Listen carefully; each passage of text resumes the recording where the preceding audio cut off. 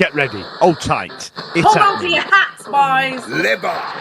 Hello, good evening, and welcome to another episode of the Wednesday Week. A little bit old for you, but With that deep into Danny Roll, please don't clip that. Been truly horrific having this season away from home. I want goals. Anyone would think that we rehearse this, and I guarantee that we haven't. How poor do we have to be before it's happening? How much blood from this stone do we have to get? The Wednesday Week. Good evening and welcome to another episode of Hello from the Other Side. And I'll be told off if I don't play this, so just bear with me, Dean. Hello from the other side. You won't believe how much that splits our... I got to say, where is she? I can't see her. you won't believe the aggro we get from that. But Dean from Sky Blues Extra, welcome to the show. Got you here to talk about, obviously, the upcoming clash on Saturday against Coventry City. How are you, mate? Yeah, good, Ash. Thanks for having me again. Enjoyed our chat last year and also enjoyed a couple of victories as well. But we weren't talking about last year. It's a new year and it's not going well for either of us, I imagine, at the moment. Obviously, I don't want to speak too much for you, but I imagine with the way you started the season with that big victory on opening day, you thought things would get a bit better from there. But unfortunately, we both seem to have stalled a little bit. But that's football, right? Yeah, that's right, mate. Yeah, the opening day against Wayne Rooney's Plymouth. Yeah, it's always great. Yeah, I'm glad you used the full title there. But the full title, of course, Title. It's moved on from Derby County, and Plymouth are getting the full title now. It was a faltering start, of course, after the great result.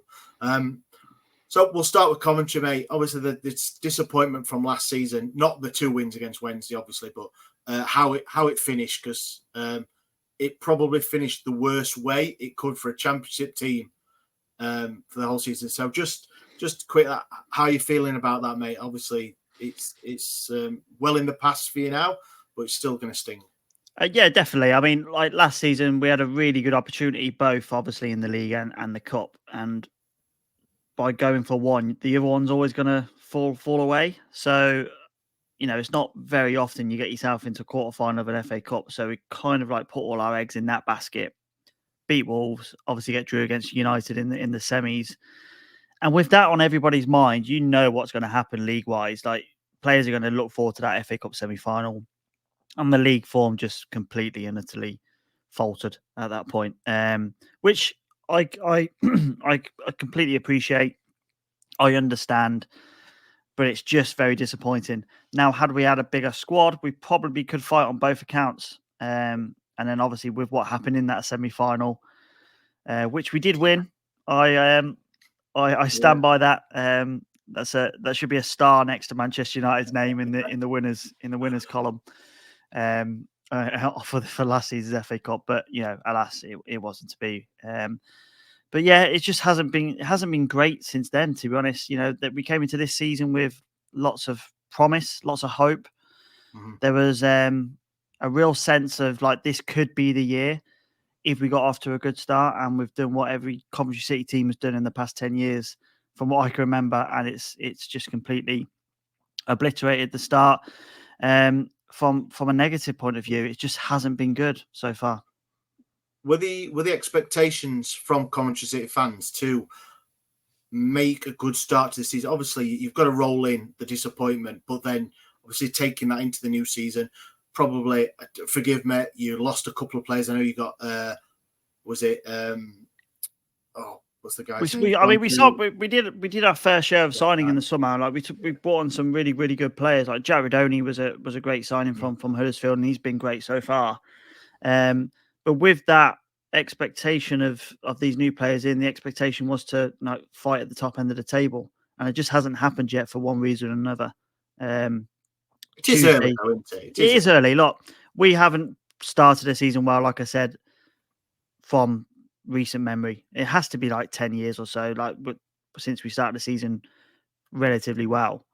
Yeah. But we've always sort of picked up points here and there, and then found ourselves on a run from November to February, March. We did it in the season. We got to the playoff final.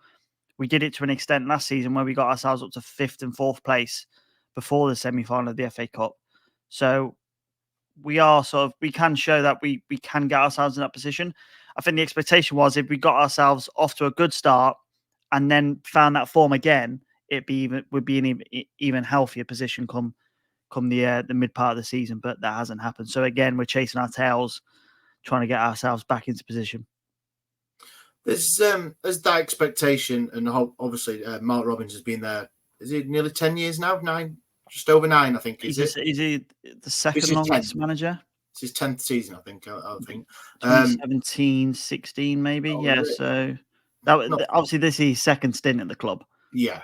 He may have done 10 years in total. Right. Okay. So yeah, is there are people starting to question, or has he still got a lot of favour in the bank? Because yes, we've mentioned last season disappointment and the cup run. Has he still going to have time? Even though, like you say, you notoriously for the last 10 seasons made a bad start, he's still got time. Yeah. We obviously there is a vocal minority, I would say, who were sort of piling the pressure on Mark over the last week or so. I don't think he was. I look at it two ways. Like, what he's done for our club is astounding, and no one will ever forget that, and we appreciate that so much. But on the other hand, football is a results-based business, right? And we've spent nearly 30-40 million pounds in the past two transfer windows. And if you're not getting results, then your position might start to come into question. I would say there was probably about 5% of Coventry fans were starting to say like Robin's out and be quite vocal about it. But the majority understand that this is kind of what Mark Robins' team does. Like it finds itself back in amongst it after a little period of negativity. So for me, I kind of thought he was under pressure this week. I think if he didn't get 2 results, I think there would have been big questions from the hierarchy at the club with what was going on. Whether that led to him losing his job, I don't know. But there would have been huge pressure mounting, that's for sure. But I think he's got way more credit in the bank for us to get relegated and spend a season in League One before he would ever lose his job, for me, personally. Yeah. I mean, we're only 8 games in, and you're the same as us. We're 8 games in, 8 points. Well, virtually exactly the same. I'm looking here. We've got 2 wins, 2 draws, 4 losses. We've just got minus 14 goals. You're 11, so you've got slightly better defence. So it's not the worst start, but obviously the expectations that you said you did have, and the understandable slow starters that you are, you've got plenty of time. He's got there, hasn't he? It'd be remiss of any Coventry fan to think, like what you just said, he's got a lot of points in the bank. For an outsider, for a manager to have been there for as long as you have, and you've had close call with promotion, close call with the cup as well. And you look at the squad he's built as well, and the sort of the mentality in the whole of the club, really. Like the squad, when you look at it on paper, I know football's not played on paper, it's played on the pitch, but you look at it on paper, it's a top 4, top 5 squad at least. So for what he sort of took over when we were in League 2 to what he's like built now, it's chalk and cheese. And for that, I think he should be given the time to do something with it. And it might not be this season; it could be next. You just never know in football. But I think he's built that time for him to actually try and achieve the Holy Grail, which is Premier League football, obviously. Yeah, when you come against Sheffield Wednesday, I've been looking at the bit of history between us, and we haven't won since 2020. And obviously, you mentioned last season there was a draw, though. I'll take that. That was in the cup, wasn't it? The first. I'll say first legs, not 2 legs, but the first match before the replay. Yeah, before the replay. So I think that we could say that we held the semi-finalists to a draw. That was that weird period we played each other in like 3 times in 2 weeks or something like that, wasn't it? It was. I think the weird fixture list of the leagues when they flip over like into the new year, and you do get a couple of games that you're playing within 2 or 3 weeks, and then obviously with the cup as well. It just did seem we played you quite a bit, and obviously that's happened to us again this season. We played Bristol in the Football League Cup first round. Then we played Oxford in the league. Then we played Bristol again in the league, and then we played Oxford again in the cup. So we played the same team twice in 2 weeks. It was so peculiar. Wow, that's it's not going to happen very often. No. And it was like home and away and away. It was just bonkers. Just weird how football works that way. So, as a Sheffield Wednesday fan watching this, and obviously not being up to Coventry's results, so obviously as close you look at the table, don't you? But think it's a hard question to say what's gone wrong, but where do you find that the major difference is from last season? Have you lost midfield? The goals, are they drying up a little bit? I know you've still got Hadji Wright and Ellie Sims still there at the club. Or are you a bit leaky? I know you're not as bad as us, but I think it's a mixture of many things. I think the main problem is we just haven't had a solid spine of the team. There's been a lot of chopping and changing. It's probably down to like losing Ben Sheaf more than anything. Our team doesn't seem to operate the same without Ben Sheaf playing. For me, he's in the top 3 midfielders in the division. And if you take one of the best players in the league out of your team, you are going to struggle. It's just very hard to replicate what he does in this team. We are short in midfield, and we've swapped and changed and tried different combinations, different formations, and nothing has really worked.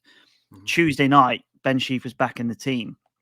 And I would say that having Sheaf, Jack Radonian, and Josh Eccles together is probably our first choice centre midfield triangle. There were signs there on Tuesday night that things are clicking a little bit more with that. And then you start to bring the wingers into play. Hadji Wright probably had his best game of the season as well. And that was because he wasn't having to trap back as much. Ben Sheaf and Josh Eccles were doing all the mopping up. So having them there gives the other players in the attacking third the ability to play their game. We haven't had that until Tuesday night, I would say, so far this season. We probably had it for maybe 60 minutes in the previous 7 games. We found it really, really difficult. But Tuesday night, there were signs to say that we're sort of finding our feet once again. There were sort of small intricacies that were happening. I'm thinking, that's the Coventry City team. I know how we play. And it's probably just bad luck that you're coming up against us at maybe the wrong time that we're sort of finding our feet again. Yeah, it was a good result against Blackburn. I know we got obviously a good result against West Brom on Saturday. A time recall last night was it's a fairly good result, isn't it? Really? On the face of it, it's on the face of it, it was a 0-0 first away point of the season. The game wasn't the best. It wasn't one for a neutral spectator watching on Sky. I should go back and watch the highlights. No. No. Yes, if you want to feel better about yourself, No, but I think Bristol City did have the bulk of the play. We had a couple of chances, maybe a slim chance of a penalty, but it's Sheffield Wednesday. We hadn't had one for 505 days or something daft like that. I read that if you go the next 7-8 games or something, it's a record. Is that right? Yeah, I think it is. Yeah, I think there's conflicting things about the record between 70 and 73 games or something daft like that. And I think don't worry, you're up against Cov. You'll definitely get one Saturday. It's what happens. The player hasn't scored, we'll definitely score against Cov. If the player hasn't done anything else, it definitely happens against Cov. So if you haven't got a penalty, put your money on it. I want to put it on now. Yeah. It must be a football fan thing, man, because that's a lot of Wednesdayites do that. They see that a player's coming to Hillsborough and not scored in, 6 months, and it's like, he's nailed on, he's going to start. But he plays left back. Yeah, but he'll score. Yeah, it's his debut. Yeah, as a worldie. Yeah, exactly. That's the one. It's. I'm looking forward to it. I'm going to Coventry again. I mean, it feels like I've been to the Coventry. Is it still the Coventry Building Society? Yeah. They never keep track of the stadiums these days. I mean, we haven't got a sponsor on ours, but every stadium needs to change every week, doesn't it? Yeah. I'm sure if Chansiri could get away with it, he probably would. I'm sure of it. Anything for a bit of money. obviously, you saw Sheffield Wednesday a few times. We are a changed squad as well. We brought in 13 players over the summer. Is there anyone that I'm not expecting you to have watched us week in, week out, but anyone that has caught your eye from Sheffield Wednesday that you're thinking that maybe he's going to cause us a little bit of problem? I don't think he'll cause us problem, but one player I have been impressed with, because unfortunately I'm a bit of a football geek, so I tend to watch a lot of games even if Cov are not playing. But is it Shea Charles in midfield? Yeah, young lad. Yes. He looks a talent. Now he is young and he's playing in. I would say a struggling team because that's a bit harsh, but a team that's not going to be challenging at the top end of the table, and he sort of sticks out like a sore thumb, really, for me. Yeah, I'd agree with that. He's a £15 million player that Southampton bought from Man City 18 months ago, I think it was, and for us to get him on loan, yes, his brother plays us. He's a reserve goalkeeper, so he's could be a bit of a play there, but really impressed with him, Sheffield Wednesday fans. We know, and a lot of our people like yourself, Ben Dean, sorry, from... call me what you want, it doesn't matter. I still got Ben Sheaf on my mind, sorry. Hopefully you're still on your mind come 5:05 on Saturday. He's destroyed us. That's it. I hope he doesn't. Know about Barry Bannon, and he's been there for his 10th season now. He's been a great servant to the club, but there's always been that little bit of a doubt of his partner in midfield. He's had numerous partners. I mean, he had Luongo, George Bisley in the last few years, and Will Vaulks now at Oxford. But to get someone of quality and youth of Shea Charles in at the side of him, one, I think it's going to do him a world of good.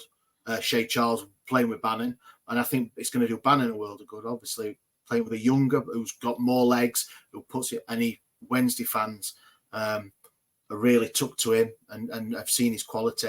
We do a little bit of a man of the match poll on our Twitter after the games, and he's been in the last 3, and he's won 2 of them, I think it is as well.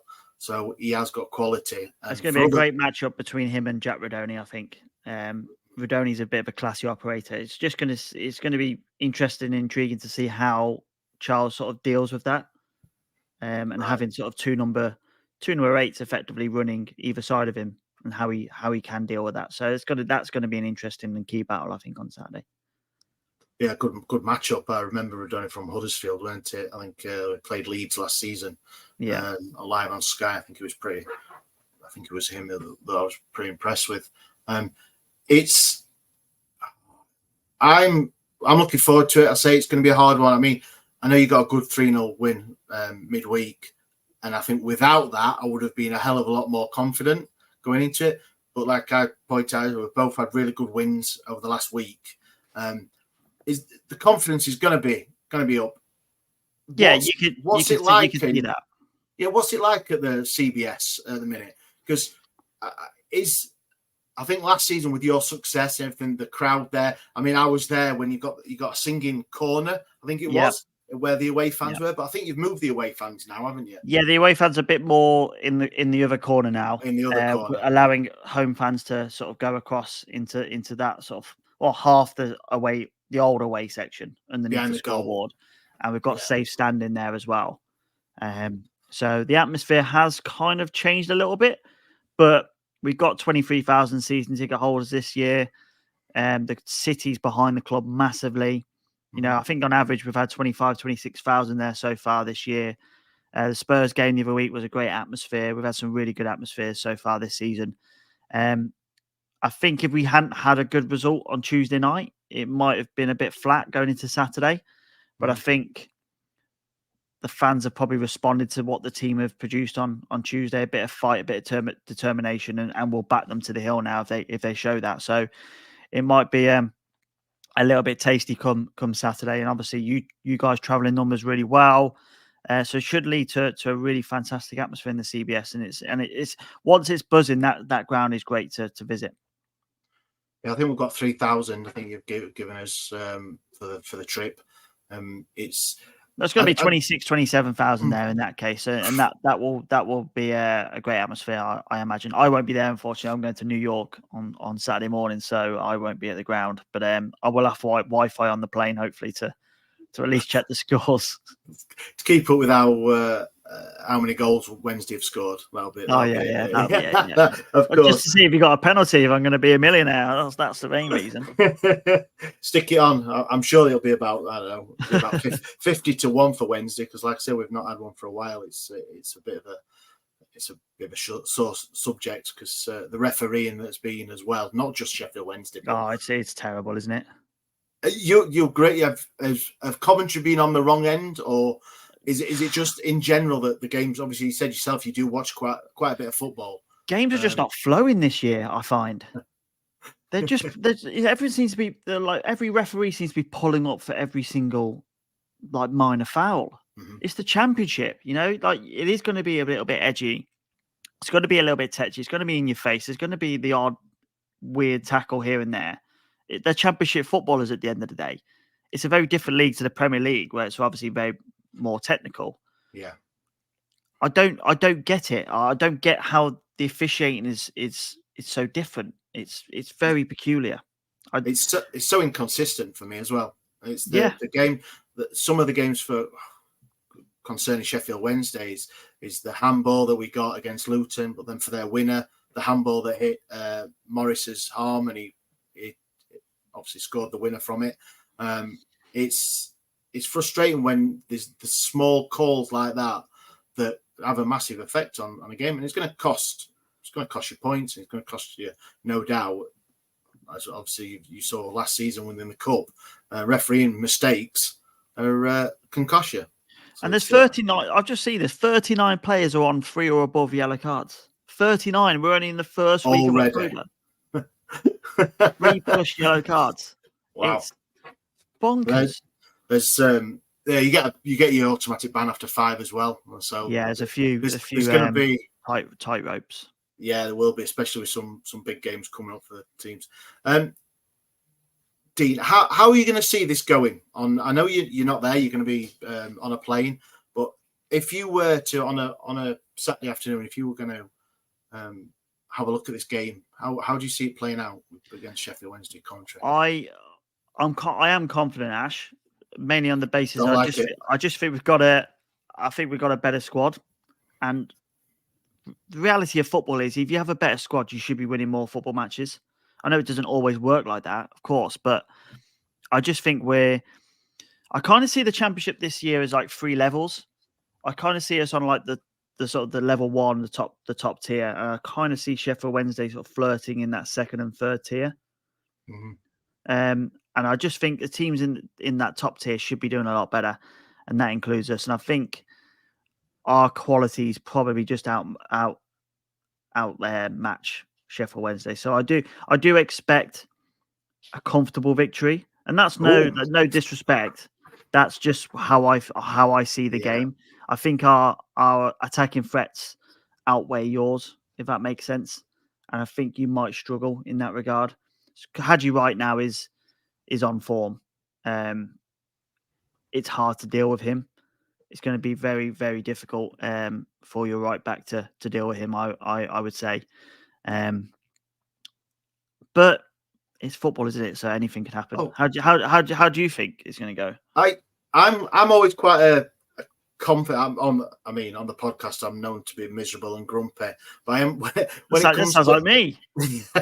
when it does come to making predictions, I am quite positive on Sheffield Wednesday's predictions, and I do a White Rose Rivals show on a Thursday night with all the team from Yorkshire as well, and I went for a 2-1 win for us. We are still a bit fragile at the back, even though Deschamps Bernard's come back from his ban, and he's an outstanding player for us.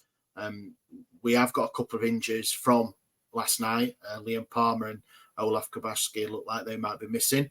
But I've got to be confident. I think the way we played against QPR, even though we got a late draw, lost to Luton, but the way we played, you could see there is progression from the first when we got hammered by Sunderland, hammered by Millwall, outplayed by Leeds. We could see the progression that Danny Rule is trying to go. And even though we only got 1 point out of those 2 games, really confident building. And then the mentality building of the West Brom. Yes, to go 2-0 up at half-time, cruising that game against top of the league. And then for them to come back and the mentality of our team that we've not always seen. So I'm glad that we're building that one there. And like you said, Dean, going to Bristol City is, especially Wednesday night. I mean, 2,000 Wednesday fans made the trip on a Wednesday. Fantastic support. I am pretty confident myself. So it's a bit of we're 2 confident guys sat here. Yeah, knocking heads, aren't we? Brilliant. Do you still play with 3 at the back? Yes, we've switched back to 3 at the back. So it will probably be, and I do not know any of this. This is just my guess. It'll be Bernard Firmino left, and probably Inekwe. Not Palmer. Palmer got a bit of an injury last night, so yeah. And then right back will probably Valerie, and it'll be Marvin Johnson at left wing back. So it'll be Valerie against right. I'm assuming. See, that's where I think the problems will start to sort of appear. And we always seem to play well against the back 3 because we use the space that appears between the right centre half and the right back or right wing back, and same on the left hand side. I think that's going to be very difficult to defend against, especially with the likes of Wright. Sakamoto out. He got. Did you see the stamp? Well, it wasn't a stamp; it was accidental, but he got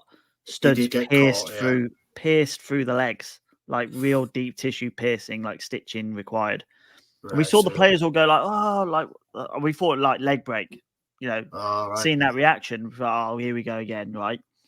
And then obviously we see that it's just a stud through the leg, complete piercing. Yeah. Well, so I'm thinking that's deep. That's a really deep. Like there was no blood, so you can tell how deep it was. And then Mark Robbins said, 2 weeks. I'm like, hey, was it like Superman or something? I don't understand how he's going to come back from that. But he's not there. But we do have Ephraim Mason Clark, who we signed we signed last January, but joined us in the summer from Peterborough. Yes, he's actually struggled so far this year. But he came on the pitch with only 10 minutes gone in the game on Tuesday and found his feet, set up a goal, looked lively. So I'm expecting big things of him. And if he gets a prolonged run in the team, I think it'll be to our benefit. So on both sides, I think you may have some issues, but it'd be interesting. I think your front 3 will cause us issues as well because we don't defend very well. So it's like it's give and take, isn't it? I mean, it's football. That is football. Yeah, it all depends. I mean, we re-signed Ike Ugbo, who had a good successful spell last season. Yeah, just not got into it yet. He's just needs that goal. We've got the same with Sims. We've got the same with Sims. He's struggling to get into the flow of things as well. So a lot of reliance on Ugbo and a lot of reliance on Sims for us as well. So that we've got that going against us as well.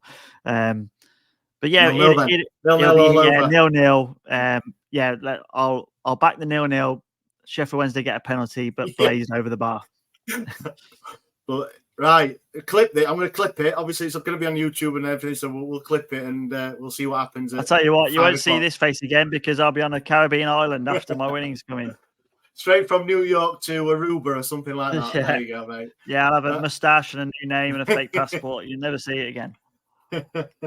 I've got to mention this because obviously we played each other quite a few times last season, and we do have, even now we have Glenn, one of a Coventry City supporter. We do our live podcast on a Monday night, and he always comes on. He always puts a comment on, even though like he was on Monday. Even we're playing Coventry Saturday. Even when we're not playing you, he's on there. So it's a bit. I'm going to give a big shout out to Glenn at the minute. He's followed us from last season, I think, when he came on our podcast on the Monday night. So yeah, big up to Glenn. Thank you very much. No love lost from the Coventry City fans. So Dean, if you just want to give a shout out to your podcast, where people can find you. Obviously, when you're not in New York, but Yeah, just if you want to look at our stuff at Sky Blues Extra, we did a podcast last night. We previewed the game a little bit. We're mostly just waxing lyrical about how much better we played. So if you want to listen to us ramble on about how much better it was, feel free to listen. It's on all good platforms, and obviously our social channels: Twitter, Facebook, Instagram, etc., TikTok, all of that malarkey. Just at Sky Blues Extra, really. Yeah, and you know who to tag with all your winning betting slips as well. I mean, if I'm going honestly, if people are betting 0-0 and Sheffield Wednesday miss a penalty, I am taking 5% off everybody's winnings. It's I've said it now, so it's legally binding, I'm afraid. So there you go. I know a very good lawyer. So. Well, I know lots of bad bettors, so there you go. And I'm one of them. Recipe for disaster then for everybody. It is. Dean, it's a great pleasure. Thank you very much for joining us. Everyone, as usual, give a like, subscribe, click the little bell for YouTube and everything. So fantastic. And I'll see you again. Thanks for joining us. Every week, live from 8 p.m.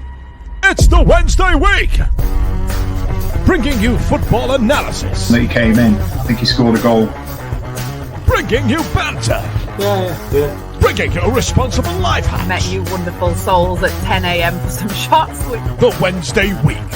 1, 2, 3, 4 live. Available on all social medias. Obviously, this goes out on YouTube and as well as all the other social media out there, podcasts, etc. The Wednesday week 24-25 season. Join us. Put on your podcast.